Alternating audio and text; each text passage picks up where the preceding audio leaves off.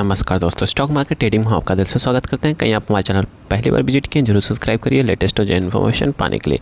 देखिए, सब्सक्राइब करेंगे तो फ़ायदा आपका है। फ़ायदा आपका कैसे? क्योंकि यहाँ पे जो भी बात करते हैं लेटेस्ट और जो इन्फॉर्मेशन बात करते हैं, जहाँ पे आपका पैसा बन सके, कुछ सीख सके, कुछ कमा सके। चलिए बात कर लेते हैं सेंट्रल बैंक ऑफ इंडिया पे। ठीक है, सेंट्रल बैंक ऑफ इंडिया पे चार्ट देखेंगे तो आज वन डे कैंडल स्टिक देखेंगे तो जो भी शेयर ये है कंसोलिडेट कर रहा है, बाई डायरेक्शनल में चल रहा है, मतलब एक ही डायरेक्शनल में ट्रेड कर रहा है। ठीक है, इस एरिया को कहीं ब्रेक करता है, मतलब ये 36 रुपये वाले प्राइस को ब्रेक करता है तो नो डाउट इसमें अच्छा खासा तेज़ी देखने को मिल सकता है। वहीं हम बात करते हैं वीकली चार्ट की बात करें तो वीकली चार्ट में रिवर्सल स्टार्ट हो चुका है। यहाँ पे देखेंगे छोटा सा कैंडल बना हुआ है रिवर्सल का।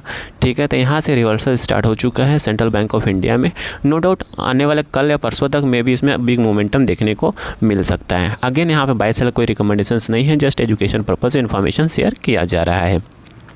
फिर बात करते हैं कंपनी के मार्केट कैप की बात करें तो यहाँ पे कंपनी की मार्केट कैप देखेंगे 31,917 का आसपास है। वहीं बुक वैल्यू की बात करेंगे, देखें बुक वैल्यू 39 के आसपास है। अभी करंट प्राइस 35, मतलब अपने बुक वैल्यूज़ के नीचे ट्रेड कर रहा है, तो मतलब इसमें बहुत अच्छा बिग अपॉर्चुनिटी मिल रहा है। और देखेंगे यहाँ पे हाई देखेंगे 73 का हाई लगाया है, लो 33 रुपये का, मतलब आप नियरेस्ट हैं, मतलब लो के आसपास आप खड़े हुए हैं। कहीं आप यहाँ पे बाई करते हैं, कहीं आप इन्वेस्टमेंट करते हैं, नो डाउट आने वाले टाइम में इसमें अच्छा प्रॉफिट बन सकता है। अगेन यहाँ पे कोई बाय सेल का रिकमेंडेशंस नहीं है। ठीक है, आरओसी आरओई पे हम यहाँ पे ध्यान नहीं देते हैं क्योंकि एक बैंकिंग स्टॉक है।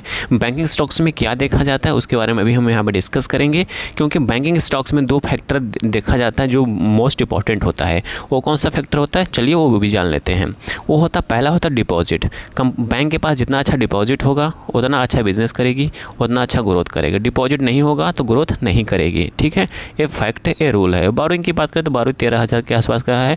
ठीक है, तो बोरोइंग यहाँ पे कंसीडर नहीं किया जाता है क्योंकि बैंकिंग है और एक फाइनेंस सेक्टर की कंपनी है, तो यहाँ पे ये चीज़ें मायने नहीं रखती। जो हम यहाँ पे काउंट करते हैं बोरोइंग का काउंट करते हैं, फिर हम काउंट करते हैं क्या, वो करते हैं एनपीए, नॉन परफॉर्मिंग एसेट। जी हाँ, नॉन परफॉर्मिंग एसेट जितना कम होगा कंपनी इतना अच्छा रेवेन्यू जनरेट करेगा, उतना अच्छा पैसा जनरेट करके कमा करके देगा बैंक को। यहाँ पे देखेंगे एनपीए नेट एनपीए डिक्रीज करते हुए दिखाई दे रहा है।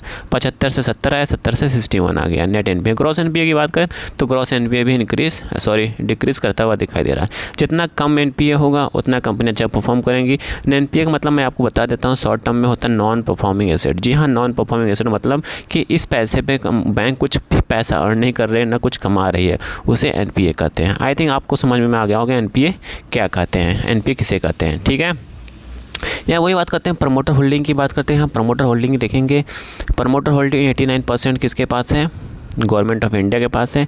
एफआईएस की बात करते हैं, एफआईएस के पास 1.26% है। डीआईएस ने यहाँ पे माल बहुत तेज़ी से बढ़ाया है और पब्लिक के पास 3.60, मतलब पब्लिक के पास बहुत कम है।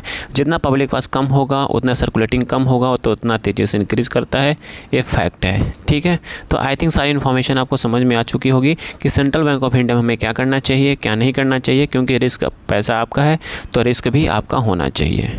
ठीक है, तो आई थिंक सारी इन्फॉर्मेशन आपको समझ में आ चुकी होगी। समझ में आ चुकी, प्लीज़ लाइक एंड सब्सक्राइब करिए, दोस्तों के साथ जरूर शेयर करिए। Thank you for watching this video.